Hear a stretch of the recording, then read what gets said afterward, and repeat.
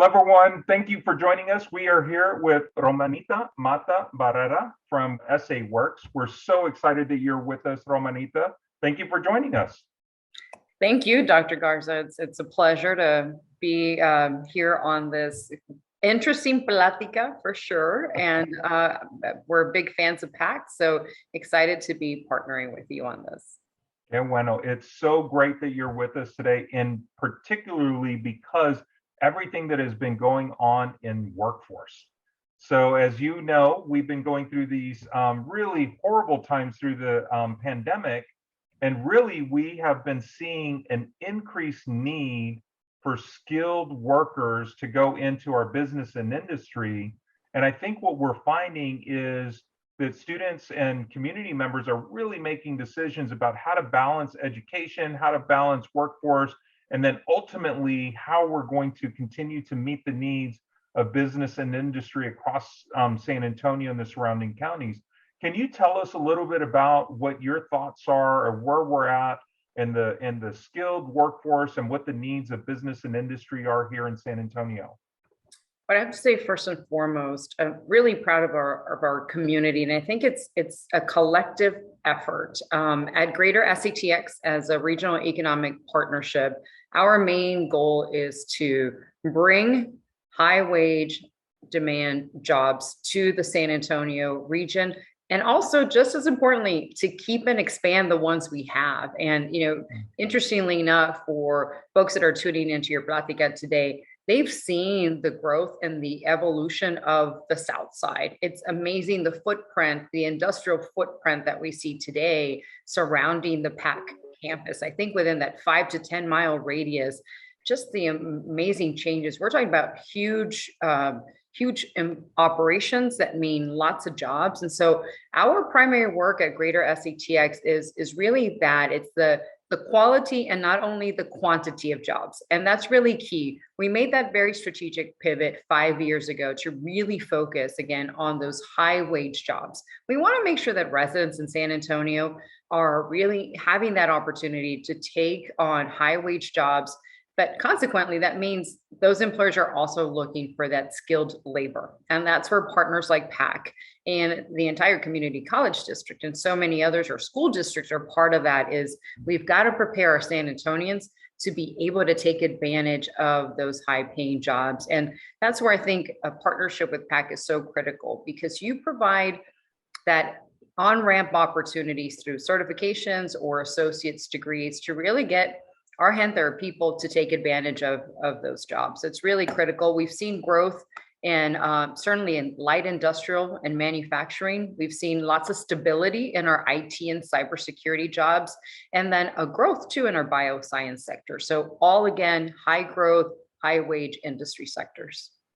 That's wonderful. We really focus in on those high wage, high demand jobs. And, we've just recently getting ready to start programming and dental hygiene, and soon to be announced, not officially yet, but in nursing. And of course, we have a 126,000 square foot facility that's literally right behind those blinds right there, that's under construction.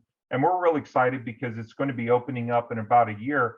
And particularly, there is a hub that is working on professional technical education that really helps upskill our community so that they are able to go into these really high wage, high demand jobs. Let me ask you, what is some of the things that you're hearing from industry that they're looking for from our students and for our community members? So when they're applying for these positions, what are some of the skills that they're looking for? Sure. So I would say, key is across the board, in addition to that academic certification, is they keep really reminding us of the importance of what we call marketable or professional skills, a sense of responsibility, communication, right? We've all have now reverted to, we're not communicating in person, we're communicating over Zoom. So how do you develop those really strong communication skills so that you can be just as effective as you would be in an in-person meeting, as well as in a meeting that may require you to communicate only virtually? I mean, we're hiring people nowadays and we're not even meeting them in person, right? So it's a skill set that I would say, I would add one other one is resilience and flexibility. They're really looking, because just like our personal lives have been disrupted, the way business is conducted has been also disrupted. And then I think on the academic and certification piece, that's where we really rely on you. You are the experts on that. And so what we're looking at is how can we align the certification and the associate's degrees to industry, but really embedded within all of that is also have you as our academic partners really help build up those marketable skill sets, because a degree may pivot, but those marketable skills are something that's going to be really transferable to someone to take to another industry should our labor market be disrupted. Very interesting. And, I want to touch on one of the things that you had mentioned when you were talking about quality.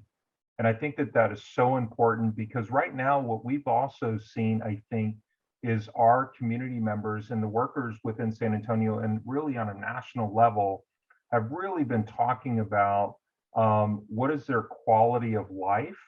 And so we've been hearing about the great resignation, right? So folks during the COVID period have been kind of talking about what's important to them and how they're going to move forward.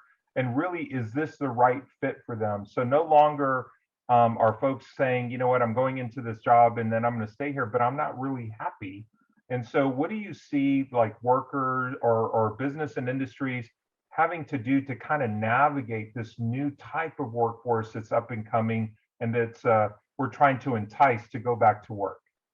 That's a great question. And I think we're seeing a lot of employers rise to that challenge, which is a couple of things: incentivizing their workers differently.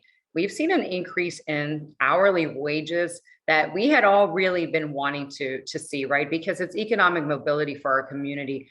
But I don't know that there was a sense of urgency like there is today because they just can't recover those employees. So we're seeing even in the hospitality retail industry, they're jumping up to $15, $17, $18.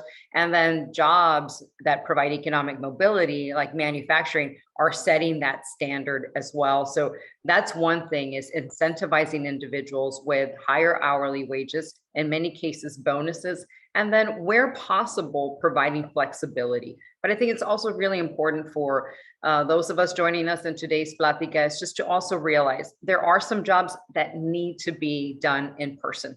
And so many of the jobs that are on the South Side with our light industrial manufacturing require just that. So please stay open to that opportunity because not all jobs can go virtual. And so I would just stress that prepare yourself for the opportunity to work in a flexible environment, but also going back to in-person. Wonderful. That is great advice for all our students and our communities that are looking at that next employment journey. And so, Romanita, thank you so much for joining us here at Palo Alto College Plática. We are so blessed and thankful for the opportunity to work with SA WORX as we continue to move forward to upskill our community and upskill our students so that they can get those above living wage jobs in high wage, high demand positions. Thank you so much. Thank you so much.